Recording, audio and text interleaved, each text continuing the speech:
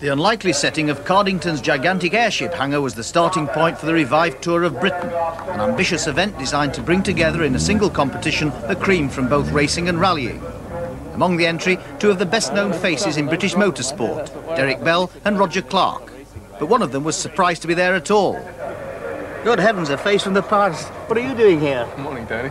We're going to play for the week with the sound of it. This is a surprise. It was a surprise to me last night about 10:30. It's a very pleasant one. Have you actually ever driven one of these before? Never sat in one before. We've got plenty of time to learn this week. Roger was standing in for Formula One driver Johnny Herbert, taken ill at the last minute. It meant 5 times Le Mans winner Derrick Bell was somewhat isolated. You're the best-known circuit driver on the event. How are you going to get on against the rallymen? Well, on the circuit's probably half reasonably. They've got a bit more power, but the car handles very well. And then on the rally stages, well, they're going to have the advantage. But, you know, I've learnt quite a lot, I suppose, in the last 2 years, although they're out every 2 weeks and I'm out once a year. But it's going to be great fun, and I'm looking forward to it with great enthusiasm.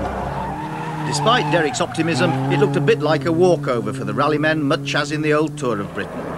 While the first event in 1973 was won by James Hunt in a Camaro Z28, after that it was rally drivers to the fore, with Roger Clark himself winning in 74, showing superb car control in his Escort RS2000. At Silverstone on the opening day, that skill was back in action. But Jimmy McRae in Sierra No. 3 was already showing a speed and stamina that was to leave everyone trailing. Among the lower numbers, another Scot, 21-year-old Robbie Head, was also enjoying himself. Yeah, well, we've never raced before, and the first time I think was Silverstone. We won our first race, so it was great. I had some feeling getting the checkered flag.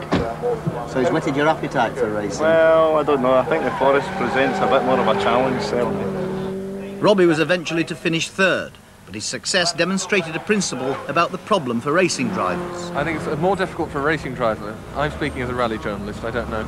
It's more difficult for a racing driver to go on a stage than the other way around. And equally, if you're in production saloons, people think, oh, you've got the right car already. You have, but you have to register it for the road and things like that. And that's quite a complex process to be gone through. And of course, to convert it to lead-free petrol. So I think that's probably deterred a number of people. With only 25 taking part, retirements would have been disastrous. And it didn't look good when Brian Wiggins, Derrick Bell's chief rival, rolled his Astra at Silverstone. He soon recovered. Roger Clark's chances took a nosedive with a puncture at Castle Coombe. And it happened early enough so that if I had carried on, I'd still have to do 3 more laps to get the 75% penalty, which I would have thought people wreck a car or wreck suspension. And this early in the race, I elected to stop and take a maximum. There were more problems in Wales, where 2 forestry stages had to be cancelled. Then it was off to Liverpool for the ferry to Ireland. 2 days of tests in both the south and north followed before moving on to Scotland and then back south to end the week at Brands Hatch. It was an ambitious plan, but the small field was probably due to the problems of using basically standard Group N cars, also needing to be adapted to use unleaded fuel, plus the extra expense of the trip to Ireland. So what was the sponsor's verdict? The small field at first, maybe a bit twitchy if you like. The reception we've had around the country, not just from the media, but from the people who've turned out all the time, is almost a sponsor's dream. We need more entries, if you like, if we're going to do this in the future, but we're very, very happy as Autoglass. Day 5 in Scotland, and Jimmy McRae was still leading. He could generally dispose of Graham Middleton's 4-wheel drive Toyota on the circuits like Ingliston, but the new British National Rally champion was only a minute or so down, thanks to his Celica's better traction in the forests and at the Croft Rallycross. Day 6, and it was my turn to join Derrick Bell in the Astra, but the complicated Fort Dunlop auto test was one to forget. Getting the route wrong meant a maximum penalty, but we were in good company. Some addled brains meant only 7 drivers got it right and thus avoided any penalties.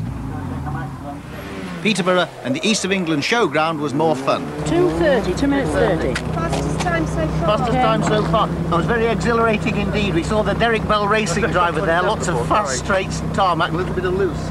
You enjoyed that, didn't you? Yeah, it was fantastic, yeah. I don't think it was helped by the bottle flying around in my feet. And also he lost his damn stopwatch, he's fumbling around like this. So we couldn't argue with the timekeepers. Great. Okay. Then it was on to Snetterton and a night race, something Derrick Bell is well used to. But it was to bring the end of the Celica's challenge.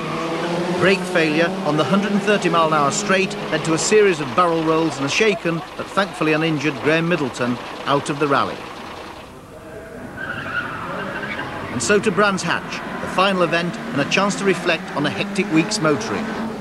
It's been absolutely superb, Tony.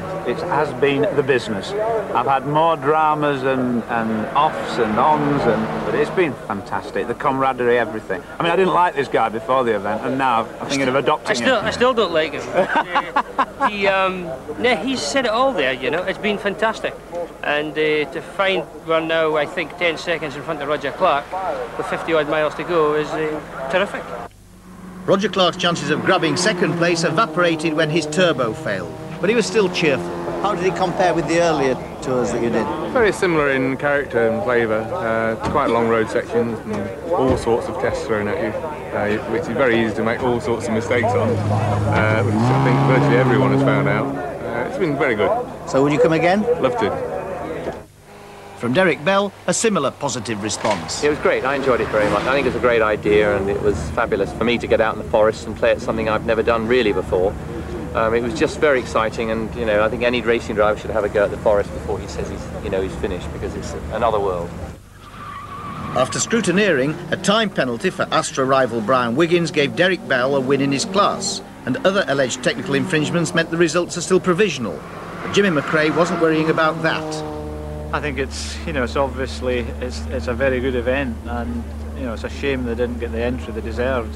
But I'm quite sure with the atmosphere and everybody that's finished or everybody that's here tells everybody else there'll be a lot more entries next year, and I think they deserve it.